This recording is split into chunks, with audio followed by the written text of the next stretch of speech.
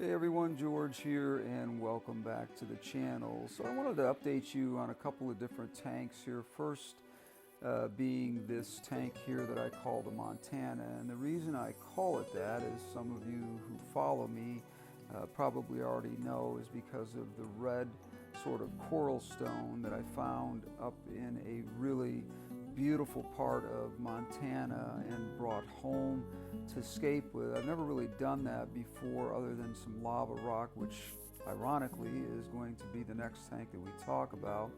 But as you can see from this view here, I added a bunch of plants to the back part of this tank to give it some height. And the reason I did that is because I thought it was really lacking in that area. But I'm really excited about this because it has really taken this tank to a whole nother level without completely rescaping the tank and giving it an opportunity to have a completely different look to it, but also adding some really beneficial plants to it that not only fill in this center area here that I'm focusing on right now, but also give it some height in this back area. As you can see here, as I pan out a little bit, you can see that the height in the back is just so much nicer than it was before. If you go back and look at videos on this particular tank, you'll see what I'm saying here. Anytime you can add plants to a tank, you're always doing something very positive. Now, when you look at this angle, you can really see the height of those plants in the back, and there's some Java ferns, some swords, and some tall crypts. I don't have all the names in front of me, but I will put them in the section below here so that you know exactly what they are. But as you can see from this, we've got that triangular rule of thirds, and we also have what I think is just the right amount of touches to this that add that sense of depth to it and fill this in and make it look more complete than it was before. I don't think there's anything else that I really need to do to this. I think as you can see from this angle here, that we've added just about all we need to this particular tank to just complete it. And I'm just going to sort of leave it alone. There's lots of new places for the fish to hide.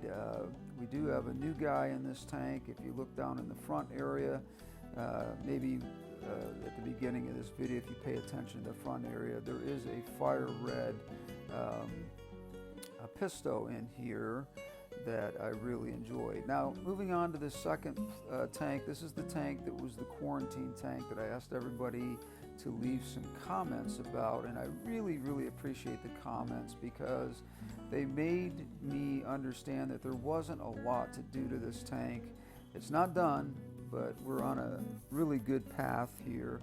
But we added, if you look to the left side of this, we added a ton of new plants on that left side, filling it in down by the wood. A gentleman suggested that, and I really took him up on it. And then we also added some height to it with some crypts and some swords that I sort of mixed into that island area. And of course we do have the swords off to the side. Now I do have some more plants that I'm going to be putting in here that have not arrived yet for whatever reason. They're on back order, but it's some red rotella that I think is going to be really beautiful off to both sides of it. And as you look from this side here, or this view here I should say, you can see where I filled in down in this left-hand side of the screen facing you.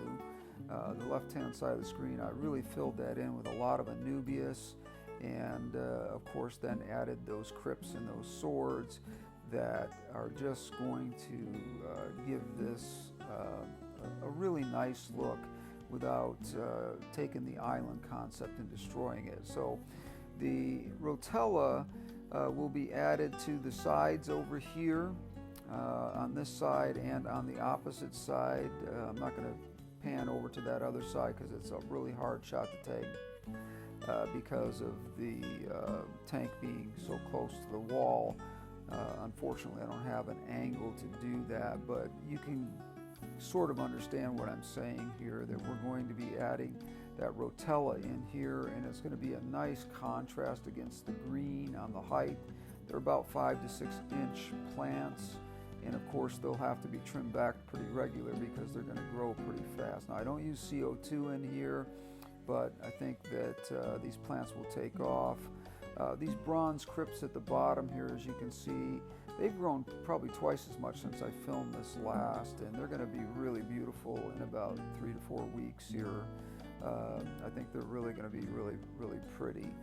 And so really that's all I did, and as you can see from this angle here, it's just nice and full. We kept that island look. I did leave the plants in the front there that are not really carpet plants. Those are repens.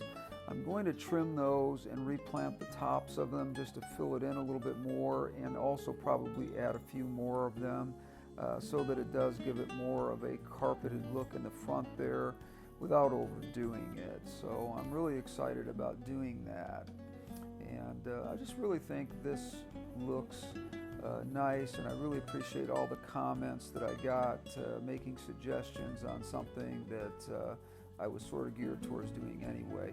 Now this I wanted to show you because I did add a digital heater to this tank because I was having trouble with the other heater regulating the temperature, and I really like when I have a show tank to really regulate that temperature between 79 and 81 degrees. Anyways guys, I really appreciate all the comments. I thank you. Please leave your comments down below, like, subscribe, and share with your friends. So until next time, thank you so much for spending time with me today, and I'll see you on the next one.